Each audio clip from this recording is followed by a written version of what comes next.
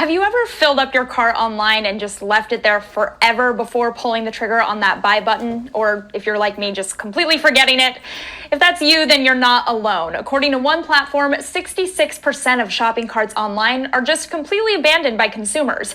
And 53% of lost online sales are due to uncertainty over how an item will look in real life or even fit. So one solution is letting the non-committal try before they buy. And that might be leading to more sales and even more satisfied customers. To break down this concept, we're joined by Donny Ouyang, founder of BlackCart, a try before you buy platform for e-commerce. Donny, thank you so much for being here. Can you explain what's working with this try before you buy approach you have?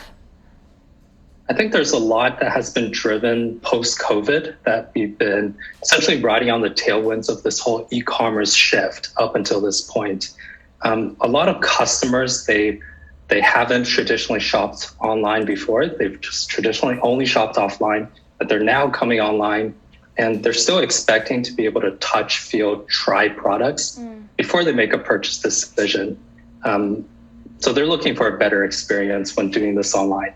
Yeah, and it reminds me of something like Amazon Wardrobe that I'm more familiar with, but you've really democratized the infrastructure and tech around this to make it available for more companies. Tell me about some of the other companies that you work with.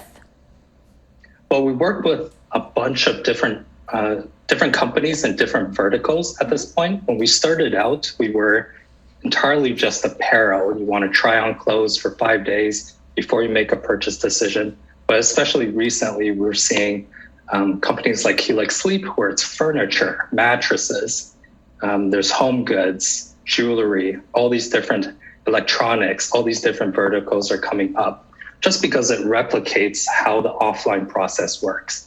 Because if you walk into an Apple store, it's not like they hide it behind glass cases. They want to play around with it. They want you to try the products before you make a purchase decision. Yeah, so I'm glad you bring up this idea of trying things because one company I noticed you work with is Caraway.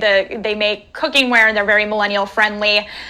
So if I were to use a try before you buy approach and get a pan, that doesn't really feel like something that I would use and then ship back. Is there a difference to this try before you buy model with something that's a little bit harder to use than return?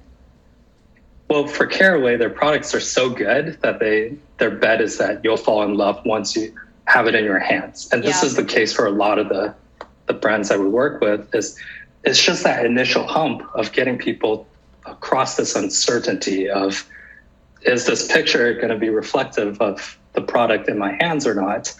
And oftentimes it is for these high quality brands like Caraway. And if you are the laziest of lazy like myself and you just kind of forget that you've tried something and you forget to return it, does the purchase happen automatically? Does my card just get charged for the item? Well, it depends on the merchant, but typically it's 5 days after delivery. And then on day 3, we'll send a notification over email and a reminder over text just to make sure you have ample time. Yeah. But if you don't take action, then for convenience, we'll charge you for whatever you ordered, assuming you kept everything. Right. Now, on the one hand, this sounds like a huge win for retailers. Like you mentioned, the idea that the product is so good, they're betting on people keeping them. But I'm curious, would retailers potentially incur a lot of losses here with either damaged products or people potentially saying that an item never arrived and then not paying for it, even if they're just kind of pocketing the item?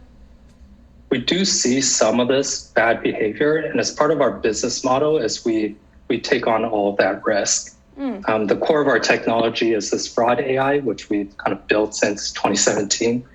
That scores the risk of every order that comes in. And if there is a similar situation like what you described, then BlackCart will pay on behalf of the customer. We've kind of seen enough data to be able to selectively kind of approve and reject orders. Interesting. So you've already predicted this bad behavior. I love it. So Zappos, Stitch Fix, they've done this. What do you think is the single biggest thing that differentiates your model from others? I think for us, it is the fraud AI. We're the only company that is able to offer a true try before you buy experience without a credit card hold or a debit card hold. So you don't have to pay anything up front. You're essentially only paying for anything that you decide to keep. which unfortunately isn't a technology that's available widely yet, outside of Amazon Prime Wardrobe, where they've built it in-house. Really, really quickly here, Donny, do you see a future where all of retail is going to be try before you buy or rentals? I think so. I mean, things have shifted so drastically in the past couple of months since the pandemic. Anyway, Yeah. we're going. Things have shifted so much that this is what we're betting on. The mission for BlackCart is seeing try before you buy as the default way to transact online. Yeah. Well, Donny Ouyang, founder of BlackCart, really appreciate it. And thank you for giving me an excuse to talk about shopping. We love that.